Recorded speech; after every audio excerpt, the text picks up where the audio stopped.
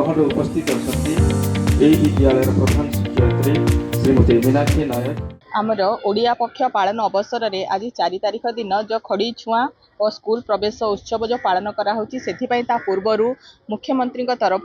निमंत्रण पत्र सबू अभिभावक मान को दि जाता जार छुआ मैंने आज स्कूल रे ना लिखेबे। तो यही जो आमर कराई केमती शिक्षार प्रचार प्रसार आमर हम सबू स्कूल छुआ मैंने जमी स्कूल को आसबे आमती स्कूल प्रति भय रही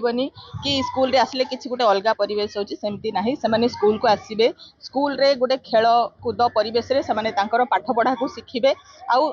जमीती आमर अच्छी कि 6 वर्ष समस्ते आसबे स्कूल को आसबे। तो से ये आम पिला मानू गोटे माने गोटे भल परिवेश करके दौचु जो द्वारा से आसबे स्कूल को प्रति माने स्कूल को आसवाक से इच्छा जागृत हम स्कूल रे आसबे खेलिबे सांगसाथी करेंगे ता सहित से पाठ पढ़े। यही वार्ता नहीं कि आम जो आम जिले में सुवर्णपुर जिले में आमर school and mass education department तरफ आज जो खड़ी छुआ और स्कूल प्रवेश उत्सवटा कराई।